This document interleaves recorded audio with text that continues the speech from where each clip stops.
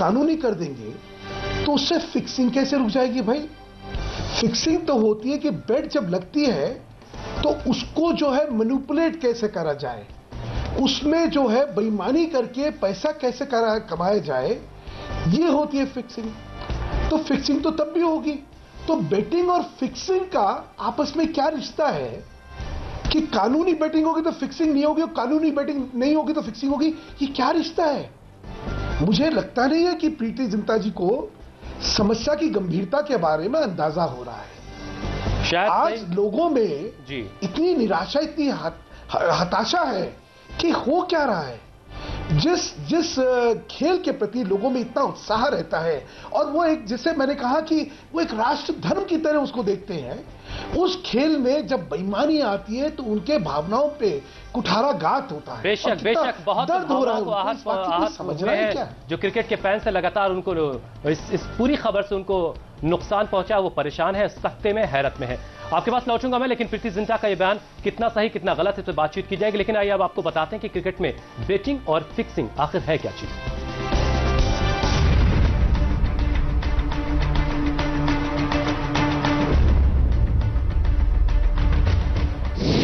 आखिर क्या है बेटिंग और क्या है फिक्सिंग?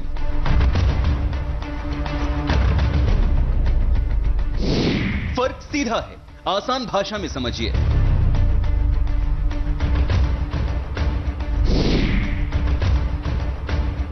किसी लाइव मैच में हार और जीत पर शर्त लगाना बेटिंग है। टॉस कौन जीतेगा, इसके लिए भी बेटिंग हो सकती है। मैच की एक पारी में या दोनों पारियों में कितने विकेट गिरेंगे, इस पर भी बेटिंग होती है। एक टीम कितने रन बनाएगी, इस पर भी बेटिंग होती है। और अब बात फिक्सिंग की। फिक्सिंग दो तरह की होती है, स्पॉट फिक्सिंग और मैच फिक्सिंग। स्पॉट फिक्सिंग क्या है? इससे मैच के नतीजे पर कोई फर्क नहीं पड़ता। किसी एक ओवर में कोई गेंदबाज कितने रन देगा, इसके लिए गेंदबाज को फिक्स किया जाता है। आमतौर से स्पॉट फिक्सिंग में गेंदबाज शामिल होते हैं, हालांकि बल्लेबाजों तक भी इसका दायरा जा सकता है। मैच फिक्सिंग क्या है? इससे मैच का नतीजा बदल जाता है। खिलाड़ी सीधे सीधे मैच के नतीजे को प्रभावित करते हैं। कोई खिलाड़ी जानबूझकर कमजोर प्रदर्शन करता है जिससे विरोधी टीम को सीधा फायदा मिले। जब मैच में कांटे की टक्कर हो रही हो तो अक्सर फिक्सिंग के दलदल में कई खिलाड़ी एक साथ शामिल होते हैं जो तालमेल से मैच के नतीजे को बदल देते हैं। ईशान न्यूज रूम से लगातार बने ईशान, अहम सवाल प्रीति जिंटा के इस बयान को लेकर यहां पर खड़ा हो रहा है। आज ही बिंदु दारा सिंह को गिरफ्तार किया गया है और उसके बाद प्रीति जिंटा अगर इस तरह का बयान दे रही हैं तब कितना इसे जायज माना जाए, और इस बयान पर भी कई सारे सवाल अब खड़े हो रहे हैं। देखिए, प्रीति जिंटा ने जो बयान दिया वो शायद ये भूल गई हैं कि वो बयान शायद किसी टीवी चैनल के सामने देनी थी, ना कि उनकी फिल्म की कोई शूटिंग कर रही थी जहां वो रीटेक ले सकती हैं। जिस तरीके उनका बयान आया है वो वाकई में बहुत ही अजीब सा बयान है, क्योंकि अगर आप बेटिंग को लीगल भी कर देते हैं तो ऐसा नहीं है कि उससे फिक्सिंग रुक जाएगी, उससे फिक्सिंग और बढ़ेगी। जब आपने इतनी सख्ती कर रखी है उसके बावजूद इस लेवल पर फिक्सिंग हो रही है, तो जब आप उसको लीगलाइज कर देंगे तो उसके बाद तो आपकी फिक्सिंग और बढ़ जाएगी। ये शायद प्रीति जिंटा को समझना चाहिए। और प्रीति ने जो ये बयान दिया है वो देखा जाए तो किसी भी तरीके से ऐसा नहीं लग रहा है कोई आईपीएल की ओनर ये बयान दे रही है। जी चलिए ईशान, बहुत बहुत शुक्रिया हमसे बातचीत करने के लिए।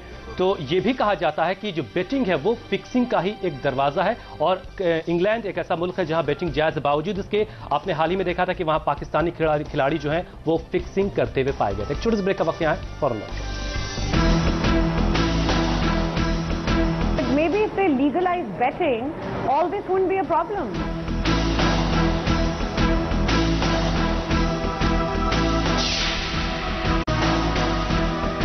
स्पॉट फिक्सिंग का मामला सामने है, रोज नई नई गिरफ्तारियां हो रही हैं, कनेक्शन बॉलीवुड तक भी जा रहे हैं। ऐसे में बॉलीवुड अभिनेत्री प्रीति जिंटा का यह बयान, जो कि को ऑनर भी हैं किंग्स 11 पंजाब की, कितना जायज इसे माना जाए। सुधांशु मित्तल यहां पर हमारे साथ बने हुए हैं। सुधांशु जी, आज ही आईपीएल पर रोक लगाने के लिए सुप्रीम कोर्ट में याचिका दायर की गई। सुप्रीम कोर्ट ने कहा कि क्रिकेट को बदनामी से बचाने का काम बीसीसीआई का है। करप्शन के बहुत सारे मामले हैं, फिक्सिंग, स्पॉट फिक्सिंग का मामला भी सामने आ रहा है।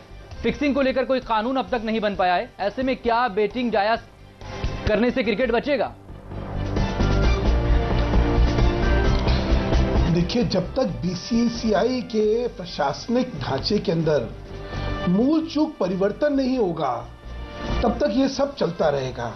आज क्रिकेट के अंदर इतना पैसा आ गया है और इतनी ताकत आ गई है लोगों को ऑब्लाइज करने की, समाज में आप इतने प्रतिष्ठित हो जाते हैं और आपका इतना आकर्षण हो जाता है क्योंकि आप क्रिकेट जैसे खेल को कंट्रोल जब कर रहे होते हैं, तो इस सारी व्यवस्था में क्रिकेट जो है वो सबसे बड़ी कैजुअलिटी हो गई है जी। आप देखिए कि बीसीसीआई का रुख या रवैया इतना ढुलमुल रहा है इस बारे में कि जो क्रिकेट के अंदर कुरीतियां आ गई हैं उनको कैसे ठीक करा जाए इसके बारे में कोई चिंतन ही नहीं है। बहुत अहम सवाल यहाँ सुधांशु जी आपने उठाया कि जो सबसे बड़ी संस्था जो क्रिकेट को चलाती है मैं एक मिनट बस एक मिनट जी जी जी जी कहिए अपनी बात। मैं सिर्फ एक और चीज ये कहना चाहता हूं कि क्रिकेट का प्रशासन उन लोगों के हाथ में आज आ गया है जिनको क्रिकेट से कोई लेना देना ही नहीं है। उनकी प्रतिष्ठा क्रिकेट नहीं है, उनकी प्रतिष्ठा है उनका समाज का औहदा, समाज में उनका क्या स्तर है, क्या पोजीशन है। इस वजह से वो आज क्रिकेट के एडमिनिस्ट्रेटर एक पावर गेम चल रहा है। सुधांशु जी वक्त की कमी, मैं आपके पास लौटूंगा। अविनाश हमारे साथ जुड़े हैं, अविनाश के पास भी जाएंगे, लेकिन उससे पहले एक रिपोर्ट अपने दर्शकों को दिखाते हैं। देश के 2 महानगरों की पुलिस स्पॉट फिक्सिंग से जुड़े तारों को सुलझाने में जुटी है, लेकिन दोनों के बीच क्या बेहतर बातचीत हो रही है जिससे कुछ खास नतीजे तक पहुंचा जा सके? हालात जो बन रहे हैं उन्हें देखकर तो फिलहाल ऐसा नहीं लगता।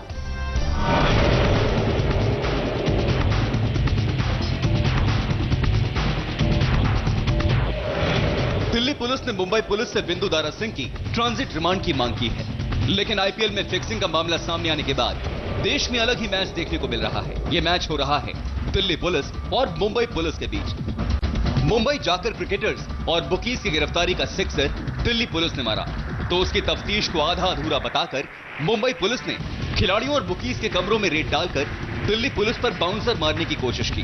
दिल्ली पुलिस की स्पेशल टीम ने 15 मई को मुंबई पहुंचकर मुंबई पुलिस को बिना बताए फिक्सिंग में शामिल खिलाड़ियों और बुकीज की गिरफ्तारी की। बाद में मुंबई से निकलने के थोड़ी देर पहले दिल्ली पुलिस ने मरीन ड्राइव पुलिस चौकी के रजिस्टर में एंट्री कर दी। इसके बाद मुंबई पुलिस ने दिल्ली पुलिस की गेंद को बाउंड्री पार भेजने वाली गिरफ्तारी के बाद श्रीशांत और जीजू जनार्दन के कमरों से उनके सामान को कब्जे में लेने की गुगली डाल दी। फिक्सिंग के मामले में खिलाड़ियों और बुकीज की गिरफ्तारी को दिल्ली पुलिस प्रेस कॉन्फ्रेंस के जरिए अपनी अहम कामयाबी बताने में लगी थी, लेकिन इस दौरान उसने एक बार भी मुंबई पुलिस का नाम नहीं लिया। दिल्ली पुलिस की इस आक्रामक पारी को देखकर मुंबई पुलिस ने डिफेंसिव होकर रेड के बाद एक प्रेस कॉन्फ्रेंस कर डाली। इस प्रेस कॉन्फ्रेंस के जरिए मुंबई पुलिस ने दिल्ली पुलिस के ऊपर हावी होने की कोशिश की और बताया कि दिल्ली पुलिस काफी सबूत मुंबई छोड़कर वापस लौट गई थी। उसके आधे अधूरे खेल को मुंबई पुलिस ने पूरा किया। लेकिन एक बात साफ है कि फिक्सिंग का मामला सामने आने के बाद देश के 2 महानगरों की पुलिस के बीच टकराहट साफ दिख रही है और अब मुंबई में बिंदु दारा सिंह की गिरफ्तारी के बाद दिल्ली पुलिस ने स्पॉट फिक्सिंग के मामले में अपनी जांच आगे बढ़ाने के लिए मुंबई पुलिस से उसकी कस्टडी मांगी है। तो दिल्ली और मुंबई पुलिस के बीच एक होड़ सी मची है आगे निकलने के लिए, लेकिन इसमें शायद नुकसान जो है वो जांच का हो सकता है। अविनाश सिंह हमारे साथ बने हुए। अविनाश, हम बात कर रहे थे कि आखिर प्रीति जिंटा बेटिंग के लिए बैटिंग क्यों कर रही हैं? बीजेपी का रुख हम सुधांशु जी से जान चुके हैं, और जो राजनीतिक दल है उनकी इस पर क्या राय हो सकती है? देखिए उदय, ये बहुत ही गंभीर बात उन्होंने बोली है, क्योंकि एक तरफ जब कानून मंत्रालय फिक्सिंग को लेकर सख्त कानून बनाने की बात कर रहा है और दूसरी तरफ प्रीति जिंटा ये बोल रही हैं कि सट्टे को वैध कर दिया जाए। हालांकि इससे पहले भी आईपीएल के एक वरिष्ठ अधिकारी ने ये बात बोली थी कि भारत में जैसे कि बाहर के एक देश में सट्टा वैध है, वैसे ही यहाँ पर भी सट्टे को वैध कर दिया जाए। लेकिन जो प्रीति जिंटा जहाँ पर जिस देश में क्रिकेट को पूजा जाता है, जहाँ पर क्रिकेटर्स को भगवान माना जाता है, जहाँ के लोगों की भावना क्रिकेट से इस कदर जुड़ी होती है, वहाँ पर आईपीएल की एक टीम की मालकिन ये बोलती है कि सट्टे को वैध कर दिया जाए। बहुत ही गंभीर मसला है और इस पर जो आईपीएल की कमेटी है उसको सोचना चाहिए कि एक टीम की मालकिन अगर ये ऐसी बयानबाजी कर रही हैं तो इससे बेहतर तो ये होता कि वो ये बोलती कि भारत में फिक्सिंग को वैध कर दिया जाए, क्योंकि निश्चित तौर पर अगर सट्टे को वैध किया जाता है तो इससे फिक्सिंग के मामले और बढ़ेंगे और आने वाले टाइम में अगर ऐसा होता है, अगर प्रीति जिंटा की बात सच होती है तो क्या इससे क्रिकेट बचेगा? अहम सवाल यहाँ पर यह भी खड़ा होगा, इससे क्रिकेट क्या और गर्त में जाएगा? क्रिकेट में और ज्यादा बदनामी होगी और ज्यादा भ्रष्टाचार होंगे। सुधांशु जी, क्या इससे क्रिकेट बच पाएगा? अभी जो क्रिकेट का हाल है उसमें कोई ठीक होने चीजों का मुझे संभावना दिख नहीं रही है, क्योंकि इस सारे में जो प्रतिक्रिया रही है, चाहे जैसे प्रीति जिंटा जी हैं, एक टीम की मालकिन है, उनका चिंतन ये नहीं है कि उनकी टीम में भी ये सब चीजें हो सकती है और उसको रोका कैसे जाए। किसी एक टीम ने नहीं अनाउंस करवाया कि भाई हम जो है ताकि हमारे यहाँ ये सब ना हो, इसके लिए हम ये कदम उठाएंगे। बेशक कदम क्या क्या उठाए जाएंगे जिसके जरिए रोका जा सकता है। सुधांशु जी, मैं आपके पास लौटूंगा, वक्त की कमी है, और ये भी आपसे जानूंगा कि सरकार को आप इन जो हालात बने हैं क्रिकेट को लेकर के आईपीएल में, उनको सरकार को आप कितना जिम्मेदार मानते हैं? छोटे ब्रेक का वक्त है, फोन लौटेंगे। Maybe if they legalize betting, all this wouldn't be a problem.